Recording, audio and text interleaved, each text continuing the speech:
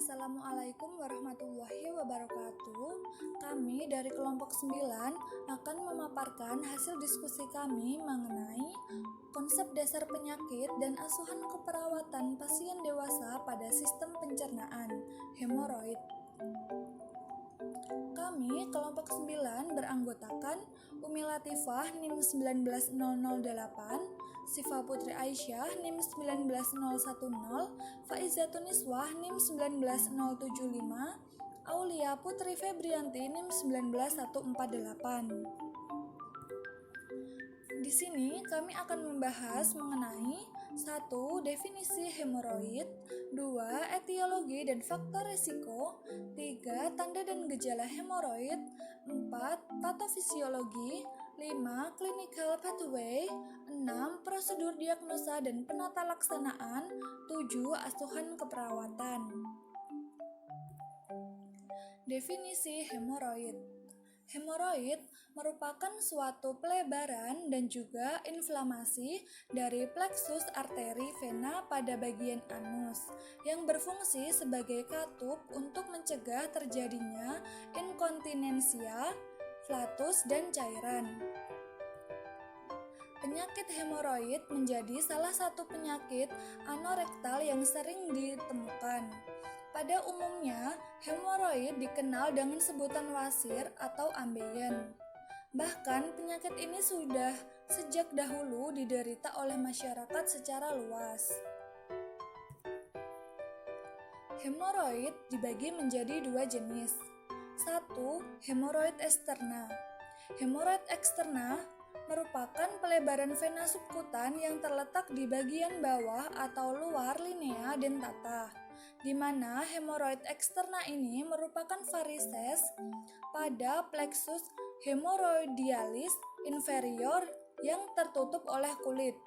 Hemoroid eksterna ini dapat diklasifikasikan sebagai hemoroid akut dan hemoroid kronik.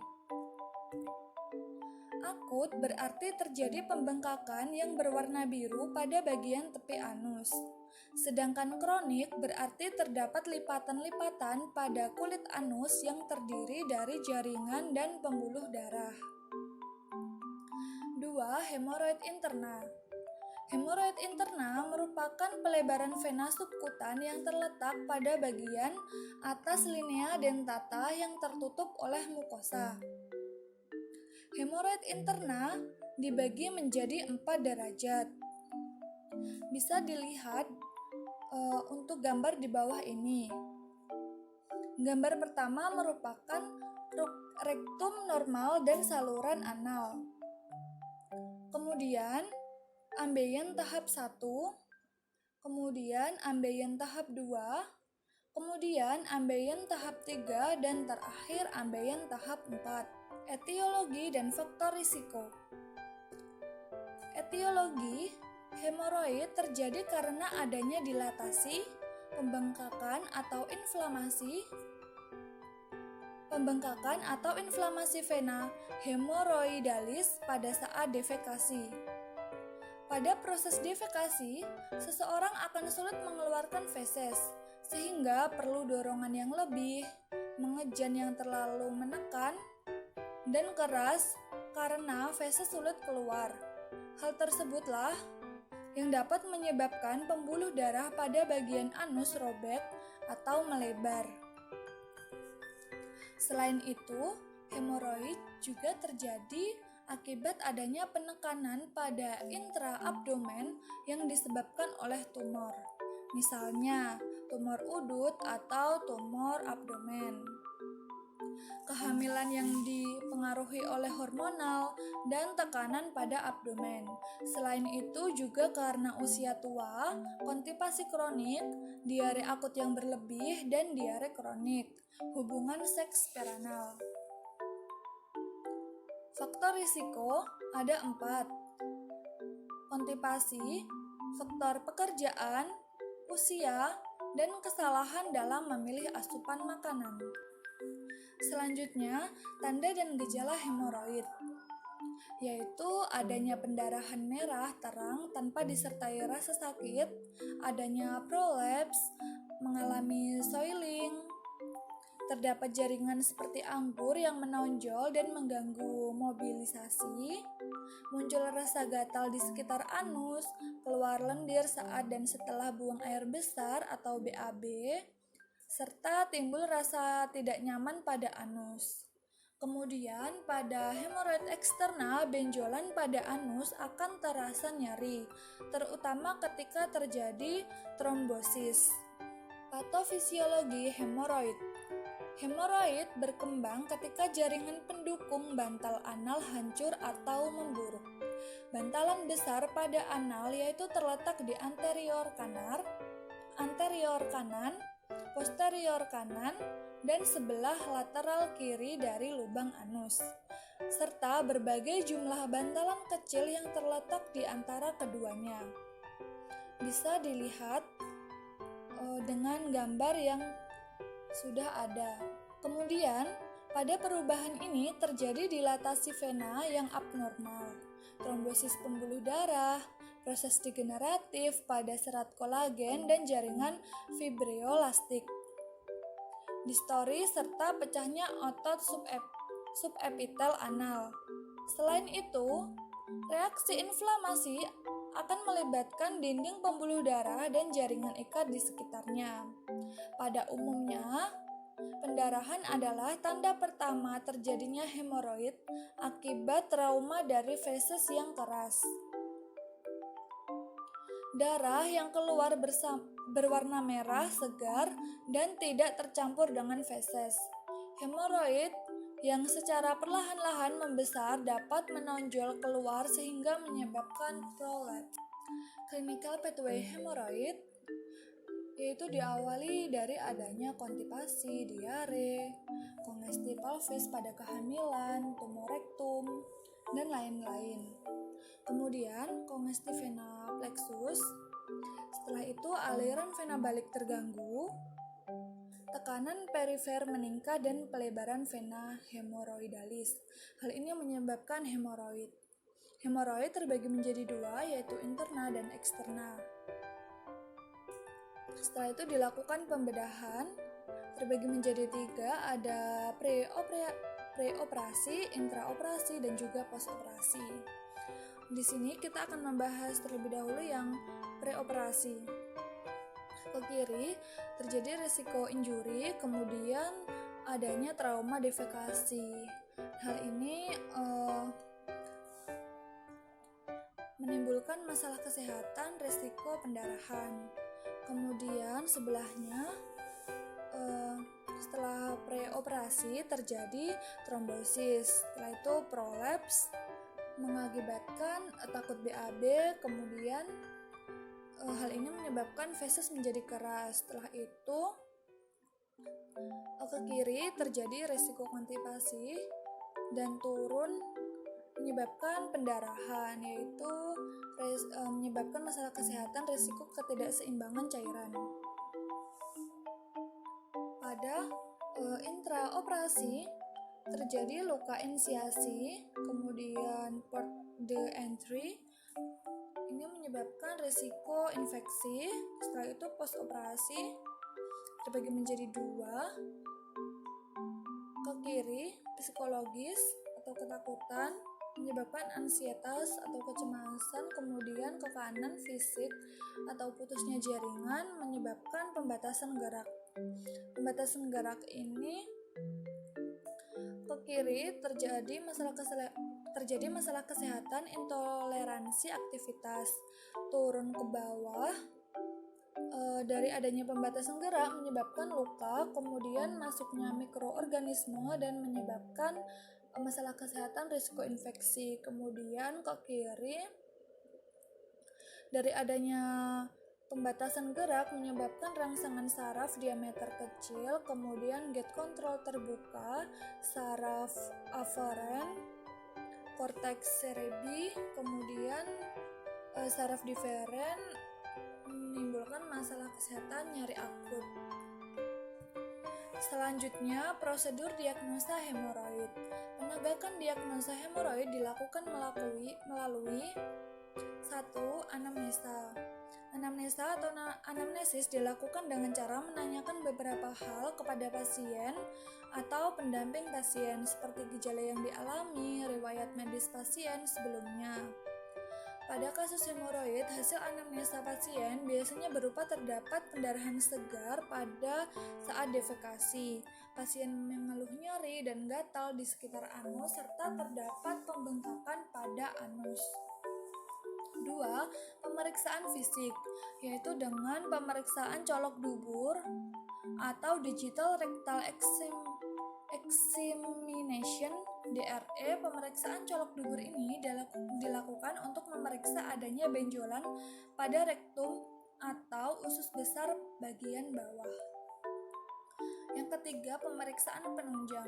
Pemeriksaan penunjang untuk mendiagnosis hemoroid dapat dilakukan dengan pemeriksaan endoskopi jenis anoskopi. Pada anoskopi, hemoroid interna yang terjadi akibat pelebaran pembuluh darah akan tampak berwarna biru keunguan, dan hemoroid interna yang terjadi karena prolaps akan berwarna merah muda gelap, berkilau, dan massa kadang-kadang lembut pada margin anal. Sedangkan hemoroid eksterna akan tampak berwarna merah muda dengan konsistensi lembut. Selanjutnya, penata laksanaan hemoroid. Yang pertama, secara farmakologi bisa dilakukan dengan pemberian obat suplemen serat atau pencahar, berfungsi untuk memperbaiki defekasi. Contoh, psyllium atau suplemen serat, natrium dioktil sulfosuccinat dengan dosis 300 mg per hari atau pencahar. Kemudian, obat simptomatik berfungsi untuk mengurangi keluhan rasa gatal dan nyeri karena kerusakan pada daerah anus. Kemudian, obat diosmin dan hespirin berfungsi untuk menghentikan pendarahan pada dinding anus. Kemudian, obat diosmintasperidin untuk perbaikan pada inflamasi kongesti, edema, serta prolaps. Kemudian, secara non-farmakologi bisa memanfaatkan ekstrak daun ungu, Cryptophyllum pictum Grif, karena daun ungu mengandung senyawa flavonoid yang bersifat antiinflamasi sehingga dapat mengurangi peradangan, nyeri, serta peradangan pada anus. Selain itu, daun ungu juga mengandung alkaloid non-toksik, flavonoid, steroid, saponin, dan tanin yang dapat melunakkan tinja, namun tidak sampai menyebabkan diare.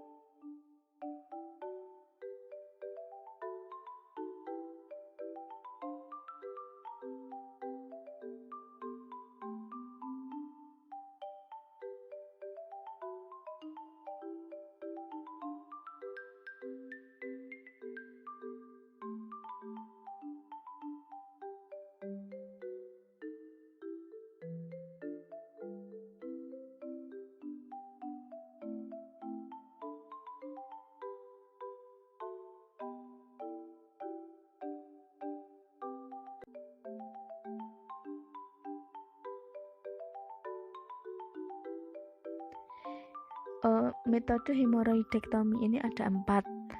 Yang pertama yaitu metode Whitehead atau metode dengan melakukan sayatan sirkuler dengan sedikit jauh dari varises yang menonjol.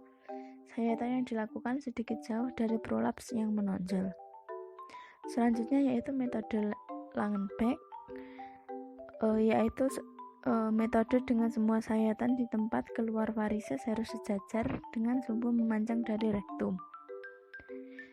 Yang ketiga yaitu metode Morgan-Milligan atau terbuka, yaitu metode dengan mengangkat semua primary pilus. Pada metode ini hemoroid dieksisi namun luka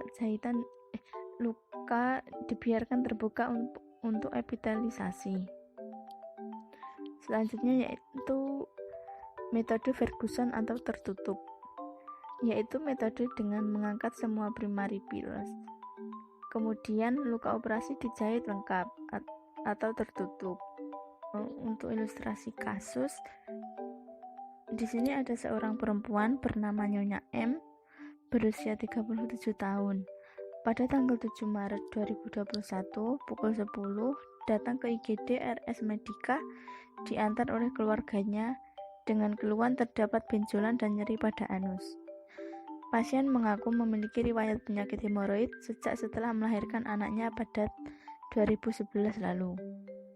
Pada saat dilakukan pengkajian tanggal 7 Maret pukul 11, pasien mengeluh merasakan nyeri di bagian anus, terasa panas, perih, gatal, pegal. Pasien juga mengatakan pusing dan sulit tidur. Dari pengukuran TTV pasien didapatkan hasil tekanan darah 110/70 mmHg, nadi 80 kali per menit, suhu 36,8 derajat Celcius, dan pernapasan 20 kali per menit.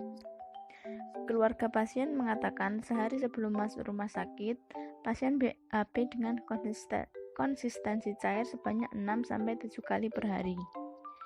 Kemudian, pada saat diobservasi, pasien tampak meringis, menahan nyeri, tampak gelisah serta cemas terhadap penyakit dan khawatir karena akan operasi. Pasien direncanakan operasi pada tanggal 8 Maret. Dari kasus di atas dapat dianalisa data dan masalah, kemudian ditemukan masalah yaitu nyeri, diare, kesulitan tidur, dan kekhawatiran atau ansietas. Dengan diagnosa keperawatan, yang pertama nyeri akut berhubungan dengan agen pencedera fisiologis. Yang kedua diare berhubungan dengan ketidakmampuan mencerna makanan. Yang ketiga yaitu gangguan pola tidur berhubungan dengan kurang kontrol tidur. Yang keempat yaitu ansietas berhubungan dengan kurang terpapar informasi. Kemudian diagnosa postoperatif nyeri akut berhubungan dengan agen pencedera fisiologis inflamasi atau terputusnya kontinuitas jaringan akibat tindakan pembedahan. Untuk intervensi keperawatan, yang pertama diagnosis preoperatif pertama ada manajemen nyeri, ada pemberian analgesik. Diagnosa yang kedua intervensinya manajemen diare. Diagnosa yang ketiga manajemennya dukungan tidur. Dan diagnosa yang keempat intervensinya reduksi ansietas.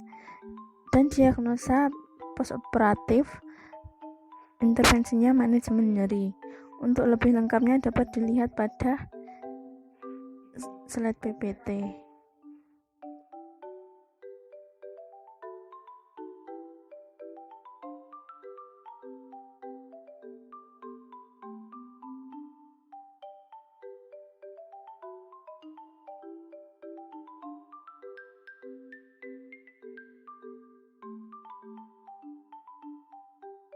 Selanjutnya evaluasi keperawatan. Untuk diagnosa yang pertama, masalah masih ada dan perencanaan efektif masih berlanjut, sehingga perencanaan selanjutnya lanjutkan perencanaan. Untuk diagnosa yang kedua, masalah masih ada dan perencanaan efektif masih berlanjut, sehingga intervensi keperawatan dapat dilanjutkan. Diagnosa yang ketiga, masalah masih ada dan perencanaan efektif masih berlanjut, sehingga intervensi keperawatan juga dapat dilanjutkan. Diagnosa yang keempat atau ansietas, masalah teratasi sehingga dapat dihentikan intervensinya. Untuk diagnosa postoperatif, masalah masih ada sehingga perencanaan dapat dilanjutkan. Berikutnya yaitu kesimpulannya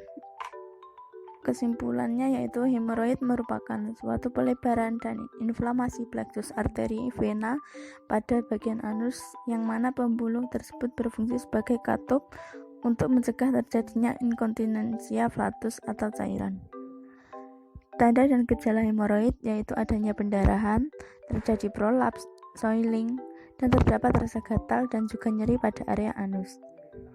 Penata laksanaan hemoroid terdiri dari farmakologi dan non-farmakologi. Pengobatan farmakologi dapat dengan memberikan obat-obat suplemen serat untuk mengurangi defekasi. Obat simptomatik untuk mengurangi rasa gatal, obat diosmin dan aspirin untuk menghentikan pendarahan, serta obat diosmin tesperidin untuk memperbaiki inflamasi. Sedangkan pengobatan non-farmakologis dilakukan dengan memanfaatkan ekstrak daun ungu dan pembedahan hemoroidektomi. Berikut daftar pustaka yang kami gunakan. Selanjutnya untuk pembedahan hemoroidektomi lebih lanjut dapat dilihat pada video berikut. Your doctor may recommend a hemorrhoidectomy to remove your hemorrhoids if they do not respond to more conservative treatment. Hemorrhoidal veins are blood vessels within the walls of the rectum and anal canal. Hemorrhoids, also known as piles, occur when these veins become swollen and the tissue around them becomes inflamed. A swollen vein near the opening of the anal canal is called an external hemorrhoid. A swollen vein within the rectum is called an internal hemorrhoid. Internal hemorrhoids are classified by how advanced they are. First-degree internal hemorrhoids are those that always remain inside the rectum. Second-degree internal hemorrhoids will extend outside the rectum during a bowel movement and then return to the inside of the rectum on their own. Third-degree internal hemorrhoids extend outside the rectum during a bowel movement and then must be pushed back inside the rectum. Fourth-degree internal hemorrhoids always remain outside the rectum and cannot be pushed back in. Before a hemorrhoidectomy, you may be given local or general anesthesia. For general anesthesia, you will be given medications to put you to sleep through a breathing mask or through an IV line. A breathing tube will be inserted through your mouth and into your windpipe to help you breathe during the operation. Your surgeon will begin by using a scalpel, electrocautery, or laser to make an incision in the tissue around the hemorrhoid to expose the swollen vein. Your surgeon may tie off the swollen vein in order to keep it from bleeding when it is removed. Your surgeon will then remove the swollen vein and inflamed tissue. Your wound may be left open, or your surgeon may suture it closed. Finally, your surgeon will place medicated bandages over the wound to aid in healing and protect from infection. The procedure generally takes about an hour. After your procedure, your breathing tube will be removed. You will be instructed to eat a high-fiber diet and drink plenty of fluids to help prevent constipation during your recovery, which usually lasts 2 weeks to 2 months. Your doctor may recommend warm baths, medications, and/or stool softeners to make you more comfortable in the days after your procedure. Most people are able to return home the day of the procedure, but some will need to stay in the hospital for 1 to 2 days. After you return home, you should call your doctor immediately if you experience fever, excessive pain, drainage from your wound, redness, or swelling.